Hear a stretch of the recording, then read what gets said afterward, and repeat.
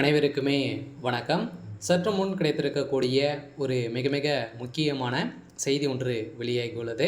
சற்று முன் ஸ்டாலினுக்கு சிறை உறுதி, எதிராக நீதிபதி பரபரப்பு தீர்ப்பு, இது மாதிரி பார்த்தீங்கன்னா செய்திகள் வெளியாகிருக்கு.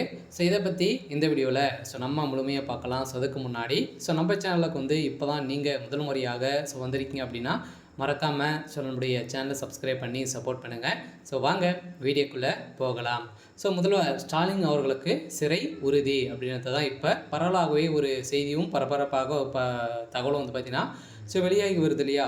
இப்போ பார்த்தீங்கன்னா திமுகவுடைய தலைமையகத்தில் இது வரைக்குமே ஒரு மிகப்பெரிய சம்பவங்கள் நடந்திருக்கு. இப்போ சமீப காலத்தில் இந்த அஜித்குமாருடைய கொலை வழக்கில் சதுரடியாக பார்த்தீங்கன்னா சிவகங்கை மாவட்டம், அதே மாதிரி மதுரை, கோவை இந்த மாவட்டத்துக்கெல்லாம் பார்த்தீங்கன்னா சதுரடியாக நிறைய எதிர்ப்புகள் திமுகவுக்கு அங்கங்கே பார்த்தீங்கன்னா இப்போ பிரச்சாரத்திற்காக அங்கங்கே திமுகவும் அதிமுகவும் சென்றிருக்கக்கூடிய நிலையில் திமுகவுக்கு முதல்வர் ஸ்டாலின் அவர்களுக்கு எதிர்ப்புகள் வந்திருக்கு. இந்த எதிர்ப்புகளின் அடிப்படையில் இப்போ முதல்வர் ஸ்டாலின் அவர்களுக்கு சிறை உறுதி. இப்போ நிகிதா அவர்கள் கொடுத்த வாக்குமூலத்தின் அடிப்படையில் தான் இப்போ அதிரடியாக முதல்வர் ஸ்டாலின் அவர்களுக்கும் இதில் தொடர்புகள் இருக்குது அப்படின்னு தான் இப்போ பார்த்தீங்கன்னா தகவல் வெளியாக சில நிகிதா அவர்கள் பார்த்தீங்கன்னா ஒரு முக்கிய புள்ளியாக திமுக இருக்கக்கூடிய முக்கிய அமைச்சர்கள்லாம் பார்த்தீங்கன்னா கையில் வைத்திருக்கக்கூடிய ஒரு மிகப்பெரிய ஒரு ஆளாக தான் இருந்திருக்காங்க.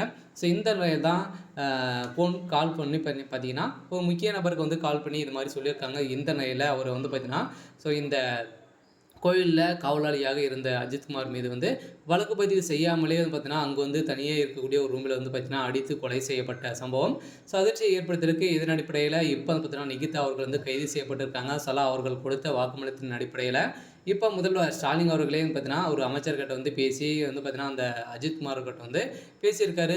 இந்த நிலையில் இப்போ அதிரடியாக அந்த அஜித்குமார் அவர்களும் அதே மாதிரி அஜித்குமாருடைய ஃப்ரெண்டு அவங்களாம் பார்த்தீங்கன்னா வாக்குமூலம் கொடுத்துருக்காங்க. சில முக்கியமாக பார்த்தீங்கன்னா போலீஸார் அவர்கள் தான் பார்த்தீங்கன்னா அவருக்கு கஞ்சா வலிக்கட்டாயமாக கொடுத்து பிடிக்க வைத்து இவர்களை பார்த்தீங்கன்னா அடித்து கொலை செய்யப்பட்டிருக்காங்க அப்படின்ற மாதிரி இப்போ நிரூபணமாயிருக்கு. சில இப்போ போஸ்ட்மார்ட்டம் ரிப்போர்ட்டில் வந்திருக்கு. இந்த ரிப்போர்ட்டின் அடிப்படையில் இப்போ திமுக ஆளுங்கட்சியாக இருக்கக்கூடிய நிலையில் பார்த்தீங்கன்னா மக்களுக்கு எந்த ஒரு நற்செயல்களுமே பார்த்தீங்கன்னா செய்யாமல் நல்ல செயல்களை எதுவுமே செய்யாமல் இருக்காங்க. இந்த அடிப்படையில் இப்போ திமுகவுக்கு வரக்கூடிய மக்களுடைய வாழ்க்கையே பார்த்தீங்கன்னா முடித்து விடக்கூடிய அளவுக்கு தான் இப்போ திமுகவுடைய தலைமுகம் செயல்பட்டு வருது.